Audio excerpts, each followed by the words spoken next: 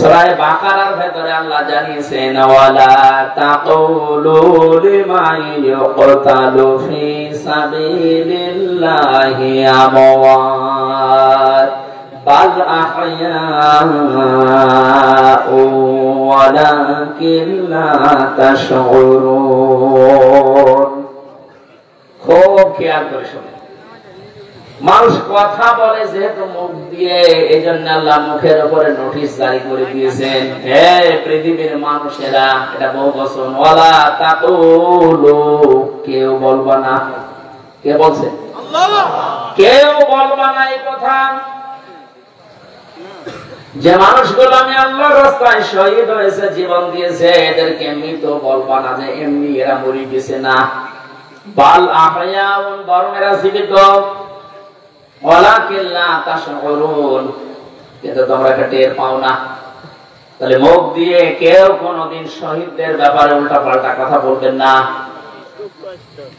৭১ সালে এদের স্বাধীন করার জন্য যারা জীবন দিল তাদেরকে যদি শহীদ বলতে পারেন, ২৪ সালে জালেমদের মোকাবেলা করার জন্য নিজের জীবনটা যারা দিয়ে দিল তাদেরকে শহীদ বলতে আপনার অসুবিধা কোন জায়গায়? একটা কথা খণ্ডন করেন তো যে না এটা মিলছে না। আল্লাহ মুখের উপরে প্রথমে নোটিশ দিয়েছেন ১৪৪ দ্বারা জারি, মুখের উপরে মুখ দিয়ে বলবি না, কেউ বলবি না যে আমি আল্লাহর জন্য যারা জীবন দিয়েছে এরা শহীদ হয়নি রে, এমনি মারা গেছে, এদেরকে মৃত বলা যাবে না। কেন মৃত বলা যাবে না? কারণ এরা জীবিত। জীবিত কেমন করে? সূরা আলে ইমরান ৪ নম্বর পড়ার ১১ নম্বর পৃষ্ঠার ৯ নম্বর লাইনে আছে, মানুষের মুখ দিয়ে কথা বলার পরে আর একটা ধারণা করার জায়গা আছে মানুষের, সেটার নাম অন্তর। ধারণা করে কি দিয়ে? বলেন বলেন। মানুষের অন্তরে যেন ধারণাও না আসে, আল্লাহ এই জন্য অন্তরের উপর নোটিশ দিয়েছেন, আলা তাহসাবান্নাল্লাযীনা কুতিলু ফি সাবিলিল্লাহি আমওয়াতা বাল আহয়াউন ইনদা রাব্বিহিম ইরযাকুন। আল্লাহ পাক বলেন, হে পৃথিবীর মানুষেরা, কেউ কোনদিন ধারণাও করবা না অন্তর দিয়ে যে আমি আল্লাহর জন্য যারা শহীদ হয়েছে এদের মরে গেছে, নাই বলবা না। বলা তো যাবে না, ধারণাও করা যাবে না। কেন? বরং তারা জীবিত, ইনদা রাব্বিহিম ইরযাকুন, এবং তারা তাদের রবের কাছে রিজিক পাচ্ছে। আমি প্রশ্ন করি আপনাদেরকে, মানুষ ঘুমিয়ে থাকলে খাওয়া লাগে? কথা বলে না কেন? জীবিত থাকলে, জেগে থাকলে খাওয়া লাগে। সুতরাং যারা শহীদ হয় এরা ঘুমায় না, এ মানুষগুলো মারাও যায় না, এরা একটা জায়গা থেকে আরেক জায়গায় স্থানান্তরিত হয়, জায়গা পরিবর্তন করে আরেক জায়গায় চলে গেছে। এই মানুষগুলো জীবিত আছে, চিন্তা আছে, এবং শুধু জীবিত না, আল্লাহ নিজে তাদেরকে খাওয়াচ্ছে। শহীদ আল্লামা দেলাওয়ার হোসাইন সাইদি রহমতুল্লাহ আলাইহি, কেউ যদি বলেন মারা গেছে, না, উনি মারা যায়নি, ওনাকে মেরে ফেলা হয়েছে।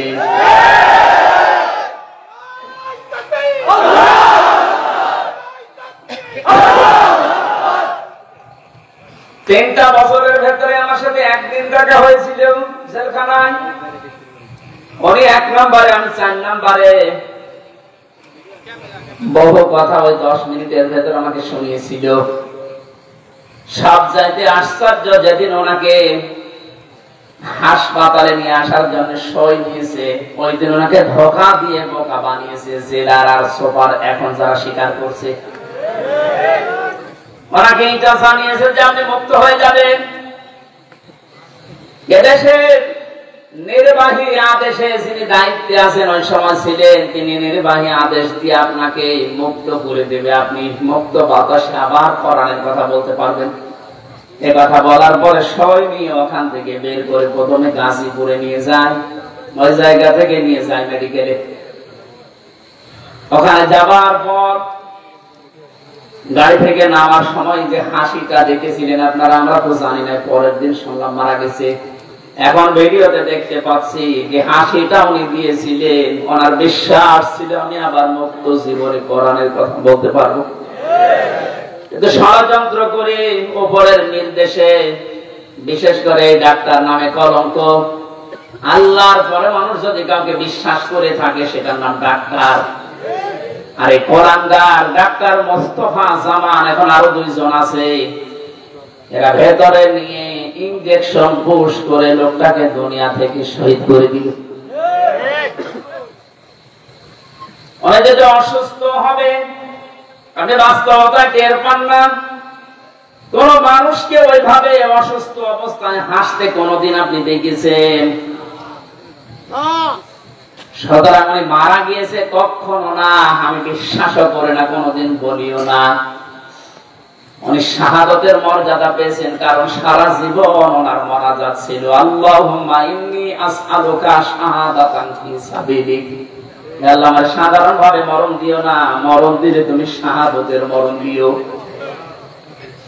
বহু মানুষকে হাসপাতালে আমি এই জেলখানার গেট দিয়ে বের হয়ে যেতে দেখেছি, সেলের ভেতরেই হয়তো মারা গেছে, কিন্তু নিয়ে যে প্রচার করেছে উনি মারা গেছে চিকিৎসাধীন অবস্থায়, অথচ জেলের ভেতরে মরে যায় অনেকে। এই জন্য আমার প্রতিদিনের তাহাজ্জুদের নামাজের দোয়া এইটাই ছিল, আল্লাহ তুমি আমাকে এইভাবে সাধারণ মরণ দিও না। আল্লাহুম্মা ইন্নী আসআলুকা শাহাদাতান ফি সাবিলিক ওয়াজআল মাউতি ফি বালাদি রাসূলিক। হযরত ওমর এই দোয়া করতেন। এই প্রথম টুকু আমি মাঝে মাঝেই বলেছি, আল্লাহ তুমি যদি মরণ আমাকে দাও তো শাহাদাতের মরণ দিও। কোরআনের পাখির সারা জীবনের মোনাজাত ছিল এইটা, আল্লাহ তুমি আমাকে শাহাদাতের মরণ দিও। এজন্য উনি শাহাদাতই পেয়েছেন। শাহাদাত যারা বরণ করিয়েছে তাদের শাহাদাত এখন বরণ করানো লাগবে না। এরা তো আর শাহাদাত পাবে না, কারণ জালেমদের ভাগ্যে আল্লাহ শাহাদাতের শব্দ দেয়নি। আল্লাহু লা ইয়াহদিল কওমাস যালিমিন। আল্লাহ পাক বলেন জালেমদেরকে আমি আল্লাহ হেদায়েত দেই না, পথ দেখাই না। সুতরাং যারা জুলুম করে মানুষের জীবন নষ্ট করে দিয়েছেন, সে শাহাদাতের মরণ পেয়ে জান্নাতের পাখি হয়ে উড়ে বেড়াচ্ছে, তা আপনি কি করলেন? আপনি তো হেদায়েত থেকে চিরবঞ্চিত হয়ে গেলেন। যার ইশারায় যা করেছিলেন এখন তো সব উলটপালট হয়ে যাচ্ছে। আজকে এই সাবেক অবৈধ আইন মন্ত্রী আনিসুল হকের বক্তব্য, আমি যা করেছি এতদিন সব করেছি হাসিনার কথা নিয়ে ঠেলা সামলাইবা। শুধু এ না, এদেশে যত মানুষ অত্যাচার জুলুম নির্যাতন চালিয়েছে প্রত্যেককে যদি রিমান্ডে আমার সাথে যা করেছে ওইটুকু করে, ও সব সত্য কথা বলবে। মাটির নিচে নিয়েছিল, মাটির নিচে দিয়ে চোখ বাঁধা কালো কাপড় দিয়ে, পেছনে হাত বাঁধা। পেছনে যদি এমনি হাত বাঁধে, যদি হ্যান্ডকাপ, ওটা এমনিতে হাত কেটে যায়। পেছনে হাত দিয়ে যদি উপরের দিকে টান টান করে রাখে 11 ঘন্টা, আপনি বলেন সত্য বলেন আর মিথ্যা বলেন, যা বলবে বাবা সব ঠিক আছে। এই জন্য আমি এখন দাবি জানাই, আমার মুখ দিয়ে যারা এরকম উল্টা পাল্টা কথা, আমি তো বলি নাই একটা 11 ঘন্টা দাঁড় করানোর পরও আমি বলি নাই 10 দিন রিমান্ড, আমি একটা কথাও না, আমি এগুলো করি নাই। আপনি আন্দাজে জোর করে বলাবেন। যে অবস্থায় আমাকে নিয়েছিল, আমার তো এখন মনে হচ্ছে ওই মানুষগুলোকে কাউন্টার টেররিজমে যে যার সন্তানগুলো ছিল, আলেমদেরকে যারা সবচেয়ে বেশি কষ্ট দিয়েছে, এই মনিরুল, এই হারুন, আসাদুজ্জামান, আব্দুল মান্নান, আতিকুর রহমান, নাম ধরে বলছে এগুলো মানুষ নামে কলঙ্ক। মানুষ দিতে পারে আমি না দেখলে বিশ্বাস করতাম না। 10টা দিন গেছে আমার, 10 বছরের মতো। ঘুম তো নেই, আন্দাজে কষ্টটি কেন দিলেন নিজেরাই মাঝে মাঝে বলা করতে, হুজুর কিছু জানি না, আমরাও জানি। টিপ্পনি কাটতো, একে অন্যের সাথে হাসি তামাশা করতো, আমার নামাজ পর্যন্ত পড়তেই দেয়নি, জোহর আসর মাগরিব আমি সারা করছি, কারণ জানি না এখন দিন না রাত। এখনো পর্যন্ত জালেমদের পক্ষে যারা সাফাই গাছেন যে আমাদের কি দোষ আপনি এটা পাচ্ছেন না। কোন দোষ যদি দেশের জালেমদের না থাকে, শুধুমাত্র আয়না ঘরের বিচার করলো আপনার ফাঁসি হবে। জানেন আয়না ঘর কি? ব্যারিস্টার আজমি, ব্যারিস্টার আরমান, আমান আজমি, আপনি কি জবাব দেবেন তার মা বাবার কাছে, তার স্ত্রীর কাছে, তার ছোট ছোট বাচ্চাদের কাছে কি জবাব দেবেন বলতে পারেন? পারবেন না। এরপরও আপনি মাইকে, এরপরও লাইভ করছেন যে আমার কি অপরাধ, আমি দেশ ত্যাগ করলাম, আমি তো এখনো খুঁজে পাই না। খুঁজে পাচ্ছেন না। কোন দোষ যদি আপনার নাও থাকে, সবচাইতে বড় দোষে আপনি আয়না ঘর বানাচ্ছেন। এটার চাইতে মারাত্মক পৃথিবীতে কোন জুলুম আছে বলে আমি জানি না। জীবিত মানুষকে এদিকে 1.5 হাত এদিকে 1.5 হাত, ওর মাঝখানে পায়খানা। আমি যেখানে থাকতাম এর মাথার কাছে পায়খানা, এতটুকু জায়গায় 24 ঘন্টা। আর খাবার চাঁদায় মানুষের 2-3 দিন আগের খাবার, পচা খাবার ফেলে খান, তারা এক বাটির ভেতরে 4-5টা তরকারি দিয়ে দেয়, আবার ডাল দিয়ে দেয়, খান না খান না, আপনি মরে যান, ওদের কোনো অসুবিধা নেই। কারণ কেউ জানে না তো পৃথিবীতে আছে কিনা। এমন জায়গায় এমন ভয়ঙ্কর, এমনিতেই মানুষ হাতে করে মরে যাবে। এই জন্য যারা তত্ত্ববটন জড়িত এই জুলুমের সাথে, ওদের কোনো শাস্তি দেওয়ার দরকার নেই, শুধু এই ঘরের ভেতরে 10 দিন একটু আটকে রাখে। আমাদের তাও সেনাই তো কোরআন ছিল, আমি কোরআন পড়তে পারতাম, ও শয়তানদের তো কোরআন ওই এমনি টেনশন হয়ে যাবে। এখনো টের পাচ্ছে না আমি কি করেছি, এত আমার উপর জনগণ এত খেপলো, টের পাচ্ছেন না। জালেমরা জাহান্নামে যাবে, তার 1 নাম্বার কারণ এরা আল্লাহর মামলার আসামি।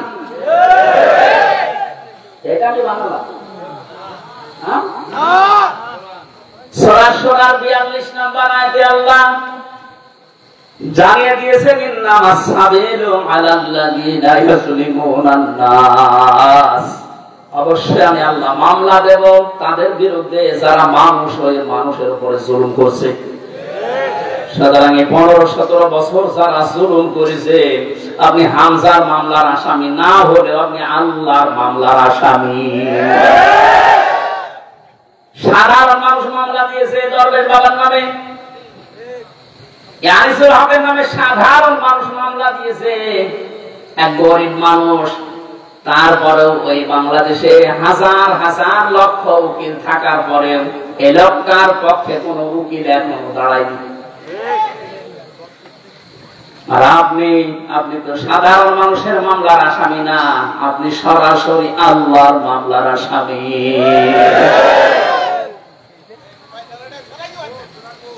এটা আমাদের সাবধান হওয়া দরকার, এখান থেকে শিক্ষা নিতে হবে। আমরা যেন আবার আল্লাহর মামলার আসামি হয়ে না যাই।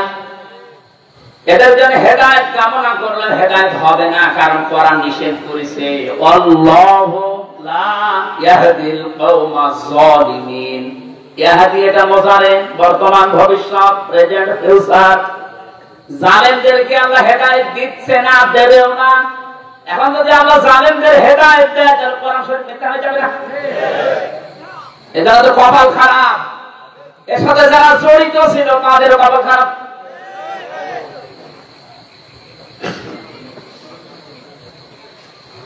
ফরিদপুর বাসী বড় ব্যথা নিয়ে কথা বলছি। এই জালেমদের জুলুমের কারণে আমার ছোট মেয়েটা আজ পর্যন্ত আমার চিনি না, আমার কাছেও আসতে চাই না, ভয় পায়। কি করেছিলাম? কোরআন হাদিসের কথাগুলো ওপেন ভাবে বলতাম, গোপন রাখতাম না, এইটা আমার অপরাধ। এতটুকুর জন্য আপনি 3টা বছর নষ্ট করবেন আর এত কষ্ট আমার দেবেন? এটা ধরে নিয়েছে, বসিয়ে তো ছড়িয়ে দিলেই হয়েছে, এইভাবে বলতে নেই, আমি সংশোধন হয়ে যেতাম। 8 মাস 9 মাস বয়সে আমি রেখে এসেছিলাম, 3 বছর পরে এখনো বয়স 4 বছর, এখনো পর্যন্ত স্বাভাবিক না, আমার কাছে আসতে চায় না। কেন আপনি কাজ করলেন? কি জবাব দেবেন বলেন তো? এই জন্য মাওলানা মামুনুল হক এই কথাটা বারবার আমাকে শোনাতে, জালেমদের বেঈমানদের কোন জানাজা নেই, জানাজা মানে তাকে সাক্ষী দিয়ে আল্লাহর কাছে পৌঁছিয়ে দেবে ভালো ছিল, এই কথা বলা যাবে? এটা আমরা সাবধান হচ্ছি, আপনাদেরকেও সাবধান করছি। এখন জুলুমের পক্ষে যদি আপনি স্ট্যাটাস দিয়ে যান, জুলুমের পক্ষে ছাপাই গান, আপনিও জানেন, আপনিও চিহ্নিত, আপনি মারা গেলে আপনার জানাজা পড়া কবরে দেওয়া জায়েজ নেই। আপনি এমনিতেও জাহান্নামে যাবেন, অমনিও জাহান্নামে যাবেন। জালেমের জন্য জান্নাত হারাম, কথা বলছেন না? জালেমের জন্য জান্নাত হারাম, আর জালেম হচ্ছে আল্লাহর মামলার আসামি। এটা ছোটখাটো বিষয় না, অনেক ওজনওয়ালা কথা। আল্লাহ, আমরা অনেকেই মনে করি আল্লাহ কি দেখে না, ব্যারিস্টার আর মানে কি কষ্ট কি আল্লাহ দেখে না? হাওয়ালা তাহসাবান্নাল্লাহা গাফিলান আম্মা ইয়ামালুস সালিমুন, ইন্নামা ইউআখিরুহুম লিয়াউমিন তাশখাসু ফীহিল আবসার। আল্লাহ পাক বলেন, হে নবী, আপনি কি মনে করেন যে জালেমদের সম্পর্কে আমি কোনো খোঁজ রাখি না? আমি সবচেয়ে বেশি খবর রাখি জালেমদের ব্যাপারে। ওদেরকে আমি ছাড় দিয়েছি ওই দিন পর্যন্ত যেদিন চক্ষু উল্টিয়ে যাবে। আজ ঠিক তাই হচ্ছে। জালেমদের সাথে দেশের মানুষেরা এমন আচরণ করেছে, অনেকেই চোখ উল্টিয়া আটকে উঠছে। হলো কি? বিশেষ করে সেনাজার ইরন চেয়ারম্যান ওরে পিটিয়ে মেরে জালেমকে গাছের সাথে না ওই পিলারের সাথে টাঙিয়ে মরার পর দুনিয়া আটকে উঠেছিল। হচ্ছে কি? আবু সাইদকে যে লোকটা সজ্ঞানে স্বেচ্ছায় দড়ি করে হত্যা করেছিল, তার জনগণ পিটিয়ে ন্যাংটা করে টাঙিয়ে রেখেছে। ইন্নামা ইউআখিরুহুম লিয়াউমিন তাশখাসু ফীহিল আবসার। আমার তো মনে হচ্ছে কোরআনের এই আয়াত এখন খাপের খাপ মমতাজের বাসা মিলে যাচ্ছে। জালেমদেরকে আমি আরেকটা স্মরণ করাচ্ছি, এখনো যারা জালেমদের পক্ষে কথা বলেন, জালেমদের পক্ষে যারা আছেন তারা সাবধান হন। কোন জালেম যদি টার্গেট নাই কোন জায়গায় পৌঁছাতে, আমার আল্লাহ বলেন ওকে আমি ছাড় দিতে দিতে এমন জায়গায় পৌঁছাই, ওই সফলতা পাওয়ার আগে ওর তার আমি কেটে দেই।